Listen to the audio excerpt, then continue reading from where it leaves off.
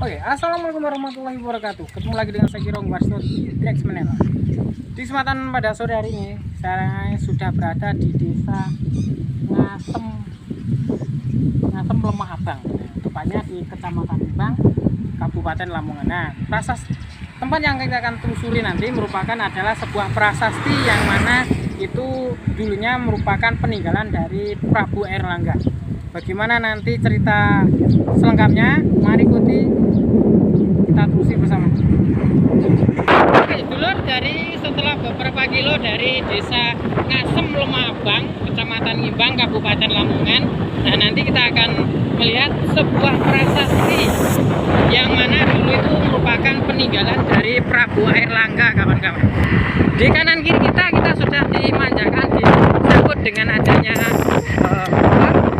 para petani yang menanam dan tanaman yang lainnya.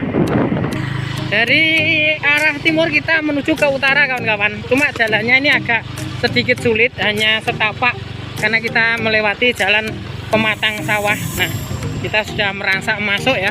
Di sini banyak sekali pepohonan. Tuh.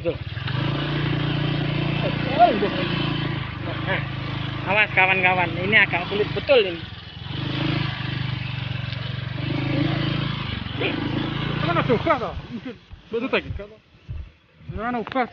Di medannya ini agak sedikit sulit, jadi saya turun dulu, kawan-kawan. Nah, ini sudah bersama tim Drexman LA, kawan-kawan. Nah, ini supaya kita berhati-hati, medannya ini kurang sangat sulit ya.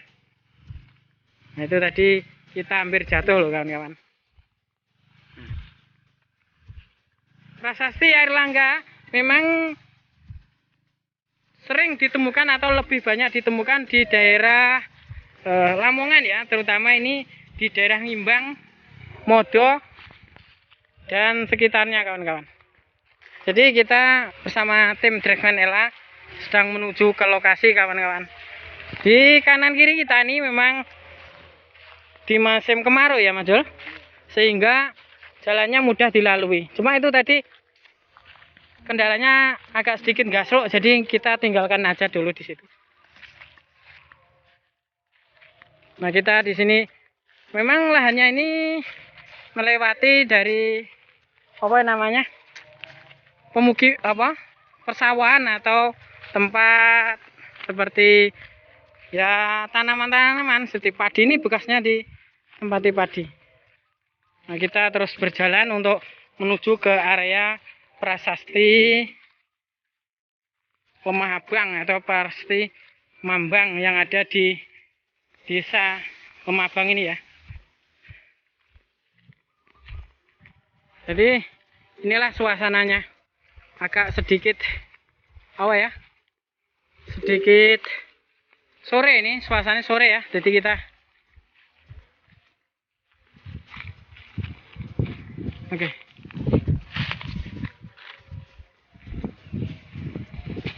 Oke, prasasti Lemah Abang atau prasasti Mambang Lemah Abang itu ini sudah mendapatkan perlindungan dari BPCB Jawa Timur ya, dengan adanya papan dari Balai Pelestarian Cagar Budaya Jawa Timur dari Trowulan.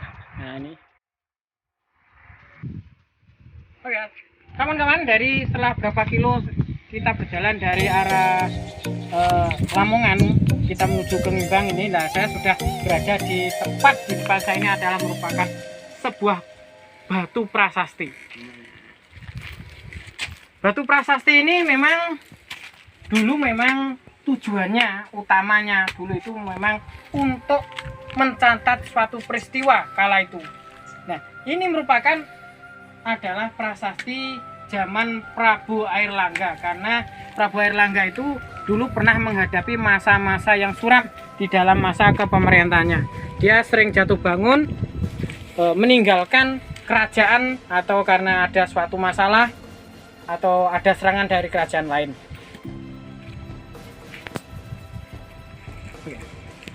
Oke, prasasti Lemah Abang berbentuk kurawal dengan ujung lincip ini memiliki tinggi 1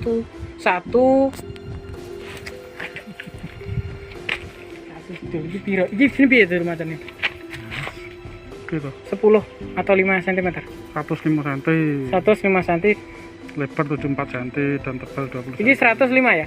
Ya 105 cm. Tuh. Yang itu sudah dihapus, Bre. Enggak, langsung. Ya tingginya proses ini nanti langsung cek. Terus langsung kita saksikan, maksud kita lihat terus jauh sudah kelihatan remeng mas, sekali dua sekarang siro.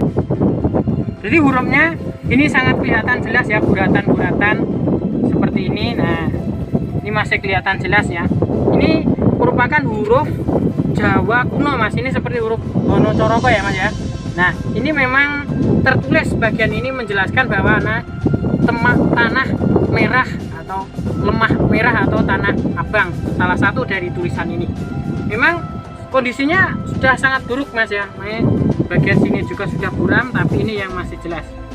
Prasasti itu memang di apa ya mas? Kenapa sih ditulis di sebuah batu atau tidak di kayu atau di pelepah apapun?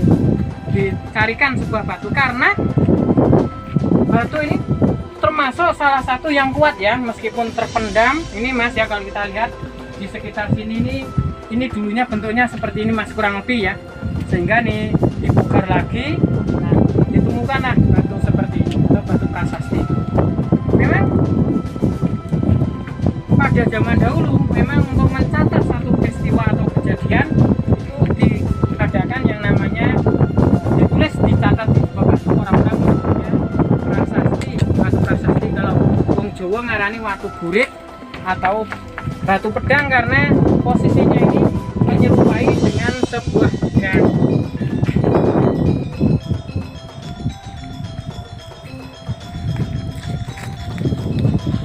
Nah, biasanya ya setiap penemuan batu-batu itu kan terpendam di dalam tanah. Ini terpendam apa enggak ini pas waktu menemukannya dulu ini? Kalau melihat secara geografis mas ya, kalau kita lihat ini dulu mungkin tertimbun menutup seperti ini. Nah, kita bisa lihat di sekitar ini kan bukit mas, ini bukit.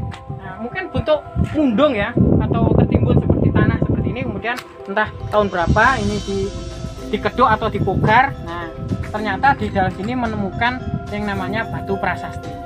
Mengapa kok dipilih batu tidak yang lainnya? Karena batu ini jauh lebih aman untuk bertahan ya. Contohnya lah, ini sudah tertimbun atau terpendam ribuan tahun bahkan ratusan tahun, tapi kondisinya masih bagus.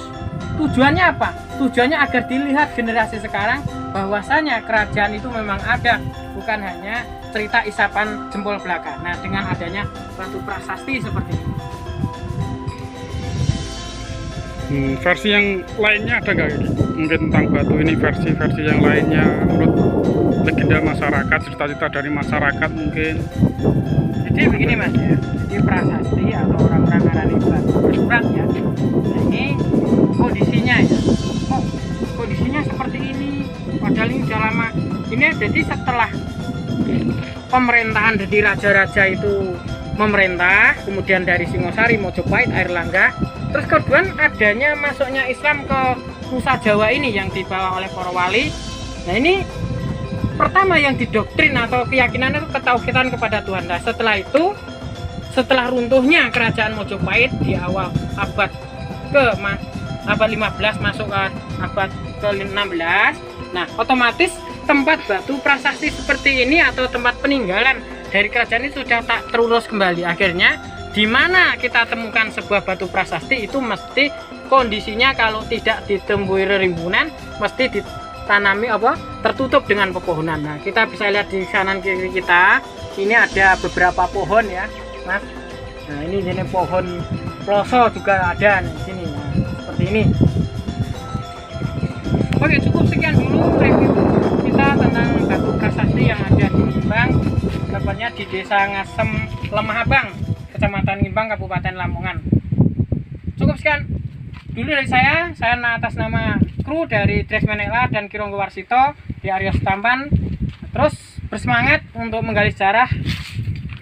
Kata-kata bijak dari Bung Karno sang proklamator dan jas merah jangan lupakan sejarah, agar kita selalu mendapatkan kebesaran atau jati diri kita hidup sebagai manusia dan kebesaran bangsa kita.